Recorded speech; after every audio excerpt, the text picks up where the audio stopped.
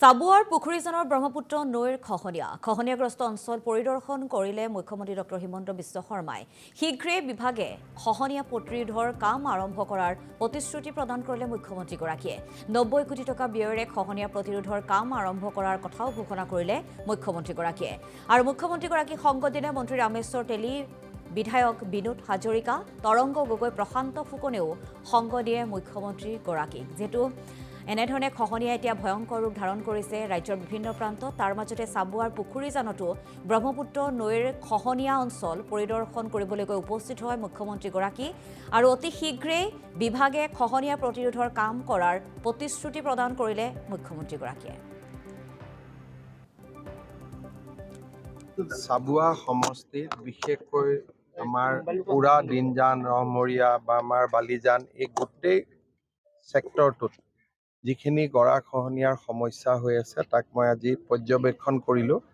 ডিপাৰ্টমেণ্টে স্তৰে স্তৰে কিছু কাম কৰি গৈ আছে, কিন্তু সামগ্ৰিকভাৱে গোটেই কামখিনি নহ'লে ক'ৰবাত নহয় ক'ৰবাত ক্ষতি কৰি থাকিব।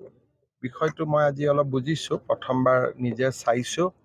আৰু দুই এদিনতে মই গুৱাহাটীত IITৰ প্ৰফেচাৰসকলক লৈ মিটিং এখনো কৰিম আৰু কেনেকৈ এই জেগাখিনি আমি প্ৰটেকশ্যন কৰিব পাৰোঁ তাৰ বাবে আমি চেষ্টা চলাম। ইতিমধ্যে ডিপাৰ্টমেণ্টে প্ৰায় 90 কোটি টকাৰ এখন আঁচনি প্ৰস্তুত কৰিছে। মই চাওঁ ক'ৰ পৰা কেনেকৈ সেই পুঁজিখিনি আমি দিব পাৰোঁ। আৰু এইবাৰ যাতে যিটো পৰিস্থিতি হৈছে সেই পৰিস্থিতিটো যাতে অহাবাৰ নহয়, তাৰ কাৰণে আমি যিমান পাৰোঁ সিমান নিশ্চিতভাৱে আমি প্ৰচেষ্টা চলাম। আপোনাৰ দুটাকৈ কাৰ্যকাল আটাইতকৈ প্ৰত্যাহ্বানজনক উজনি অসমৰ অৰ্থনীতি 5 বছৰলৈকে ধ্বংস হৈ গৈছে বুলি কোৱা হৈছে। এতিয়া পুনৰুদ্ধাৰৰ কাৰণে কিমান বছৰ লাগিব পাৰে বুলি ভাবে? কোনটোক লৈ? উজনি অসমৰ বানপানী কথাটো কৈছে, 3খন জিলাৰ। মই ভাবোঁ যে কিমান ক্ষতি হৈছে, কি ক্ষতি হৈছে, তাৰ গোটেই এছেছমেণ্টটো কিছুদিন পিছত ওলাব। আৰু বানপানীটো গোটেই উজনি অসমতো হোৱা নাই, আমি চাব লাগিব শিৱসাগৰ আৰু চৰাইদেউ জিলাত।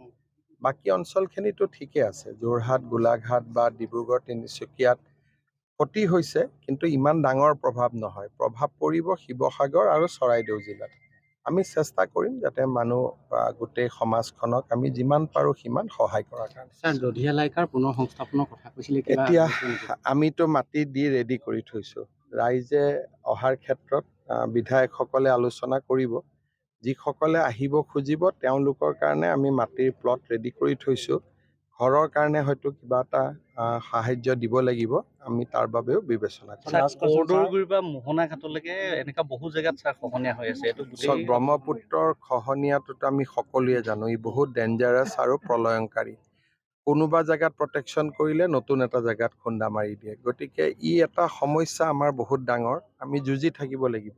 মটক জনগোষ্ঠীৰ স্বাভিমান আৰু অনিৰুদ্ধ ক্ৰীড়া বিশ্ববিদ্যালয় কিমান বছৰৰ ভিতৰত কাম হ'ব? বিনোদে কৰি আছে।